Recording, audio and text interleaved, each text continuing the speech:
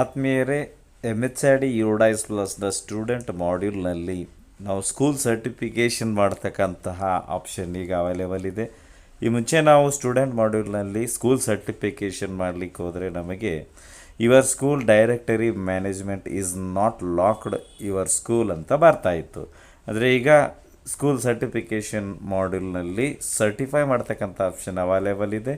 ಈ ವಿಡಿಯೋದಲ್ಲಿ MHID UDISE ಪ್ಲಸ್ನ school ಮಾಡ್ಯೂಲ್ನಲ್ಲಿ ಸ್ಟೂಡೆಂಟ್ ಮಾಡ್ಯೂಲ್ನಲ್ಲಿ ಸ್ಕೂಲ್ ಸರ್ಟಿಫಿಕೇಷನ್ ಮಾಡ್ತಕ್ಕಂಥ ವಿಧಾನವನ್ನು ನೋಡೋಣ. ಮೊದಲಿಗೆ ನಮ್ಮ ಮೊಬೈಲ್ನಲ್ಲಿ ಕ್ರೋಮ್ ಬ್ರೌಸರ್ ಓಪನ್ ಮಾಡ್ಕೋಬೇಕು. ಸರ್ಚ್ ಬಾರ್ನಲ್ಲಿ ಯುಡೈಸ್ ಪ್ಲಸ್ ಎಂದು ಟೈಪ್ ಮಾಡಿಕೊಂಡು ಸರ್ಚ್ ಕೊಡಬೇಕು. ಸರ್ಚ್ ರಿಸಲ್ಟ್ಸಲ್ಲಿ udais+.gov.in ಮೊದಲನೇ ವೆಬ್ ಲಿಂಕ್ ಮೇಲೆ ಕ್ಲಿಕ್ ಮಾಡಬೇಕು. ನಂತರ ನಮಗೆ ಕಾಣ್ತಕ್ಕಂತಹ ಸ್ಕ್ರೀನ್ನಲ್ಲಿ login for all modules click ಮಾಡಿ.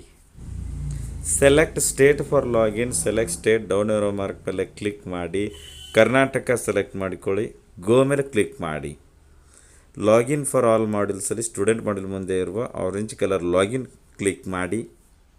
UDISE plus SDMS login for Karnataka user ಐಡಿಯಲ್ಲಿ ನಮ್ಮ ಶಾಲೆ ಯುಡೈಸ್ ಸಂಖ್ಯೆ ಬೈ ಡಿಫಾಲ್ಟಾಗಿ ನಮ್ಮ ಯೂಸರ್ ಐ ಡಿ ಆಗಿರುತ್ತೆ. ಎಂಟರ್ ಪಾಸ್ವರ್ಡ್ನಲ್ಲಿ ನಾವು ಯುಡೈಸ್ ಪ್ಲಸ್ಗೆ ಸೆಟ್ ಮಾಡಿಕೊಂಡಿರುವ ಪಾಸ್ವರ್ಡ್ ಕೊಡಿ. ಕ್ಯಾಪ್ಚಾವನ್ನು ಎಂಟರ್ ಕ್ಯಾಪ್ಚಾ ಬಾಕ್ಸ್ನಲ್ಲಿ ಕೊಟ್ಟು ಇಲ್ಲಿ ಲಾಗಿನ್ ಕೊಡಿ.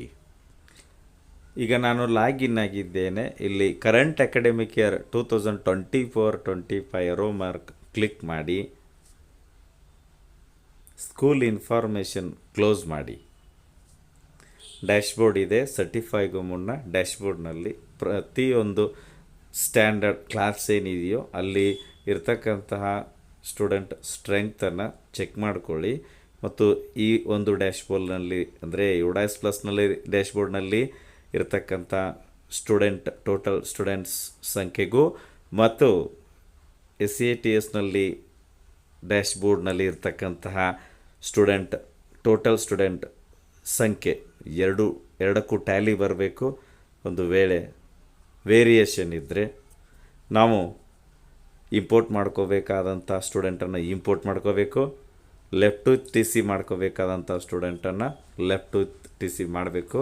ಈಗ ಒಂದು ಸ್ಕೂಲ್ ಸರ್ಟಿಫಿಕೇಷನ್ ಮಾಡ್ಯೂಲ್ಗಾಗಿ ಎಡಗಡೆ ಇರತಕ್ಕಂಥ ಮೆನುಗಳಲ್ಲಿ ಇಲ್ಲಿ ಸ್ಕೂಲ್ ಸರ್ಟಿಫಿಕೇಷನ್ ರೆಡ್ ಕಲರ್ನಲ್ಲಿ ನ್ಯೂ ಅಂತ ಬ್ಲಿಂಕ್ ಆಗ್ತಾಯಿದೆ. ಅದರ ಮೇಲೆ ಕ್ಲಿಕ್ ಮಾಡಿ ನೋಡಬಹುದು. ಇಲ್ಲಿ ಸ್ಕೂಲ್ ಸರ್ಟಿಫಿಕೇಷನ್ ಮಾಡ್ಯೂಲ್, ಆಮೇಲೆ ಶಾಲೆ ಯುಡೈಸ್ ಸಂಖ್ಯೆ, school certification status not certified ಅಂತ ರೆಡ್ ಕಲರ್ನಲ್ಲಿದೆ.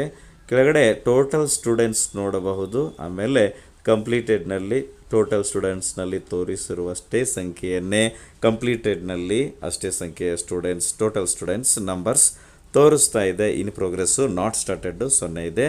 ಸೊ ನಾವು ಸರ್ಟಿಫೈ ಮಾಡಬೇಕಾದ್ರೆ ಇನ್ ಪ್ರೋಗ್ರೆಸ್ಸು ನೋ ಸ್ಟಾರ್ಟೆಡ್ನಲ್ಲಿ ಅಥವಾ ನಾಟ್ ಸ್ಟಾರ್ಟೆಡ್ನಲ್ಲಿ 0 ಇದ್ದರೆ ಮಾತ್ರ ನಮಗೆ ಸರ್ಟಿಫೈ ಮಾಡಲಿಕ್ಕೆ ಬರ್ತದೆ. ಆಮೇಲೆ ಇಲ್ಲಿ ಕೆಳಗಡೆ ಒಂದಿಷ್ಟು ನೋಟ್ ಸರ್ಟಿಫೈ ಮಾಡುವುದಕ್ಕೂ ಮುನ್ನ ನೋಟ್ಸ್ ಕೊಟ್ಟಿದ್ದಾರೆ. ಸರ್ಟಿಫಿಕೇಷನನ್ನು ಮಾಡಿದ ಮೇಲೆಯೂ ಕೂಡ ಸರ್ಟಿಫೈಗೂ ಮುನ್ನ ನಾವೇನೊಂದು ಈ ಸ್ಟೂಡೆಂಟ್ ಮಾಡ್ಯೂಲ್ನಲ್ಲಿ ಆ್ಯಡ್ ಸ್ಟೂಡೆಂಟು, ಆಮೇಲೆ left with TC, import student, ಈ ಎಲ್ಲ ಒಂದು ಮಾಡ್ಯೂಲ್ಸ್ನಲ್ಲಿ ನಾವು ಏನೇನೊಂದು ಆ್ಯಕ್ಷನ್ಸ್ ವರ್ಕ್ ಎಲ್ಲ ಮಾಡ್ತಿರ್ತೀವೋ ಅವೆಲ್ಲವನ್ನೂ ಕೂಡ ಸರ್ಟಿಫೈ ಮಾಡಿದ ನಂತರವೂ ಕೂಡ ಮಾಡಬಹುದಾಗಿರುತ್ತದೆ.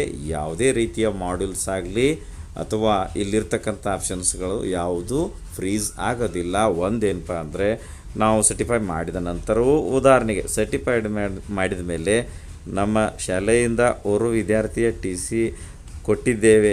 ಆ ವಿದ್ಯಾರ್ಥಿಯ TCಯನ್ನು ಯುಡೈಸ್ ಪ್ಲಸ್ನಲ್ಲಿ ಲೆಫ್ಟ್ ಟು TC ಮಾಡಿದ ಮೇಲೆ ಏನಾಗುತ್ತೆ, ಇಲ್ಲಿ ಸ್ಕೂಲ್ ಸರ್ಟಿಫಿಕೇಷನ್ ಸ್ಟೇಟಸ್ಸು ಮತ್ತೆ ರಿವರ್ಟ್ ಆಗಿ ಸರ್ಟಿಫೈಡ್ ಅಂತ ಬಂದಿರತಕ್ಕಂಥದ್ದು ರಿವರ್ಟ್ ಆಗಿ ನಾಟ್ ಸರ್ಟಿಫೈಡ್ ಅಂತ ಬರ್ತದೆ.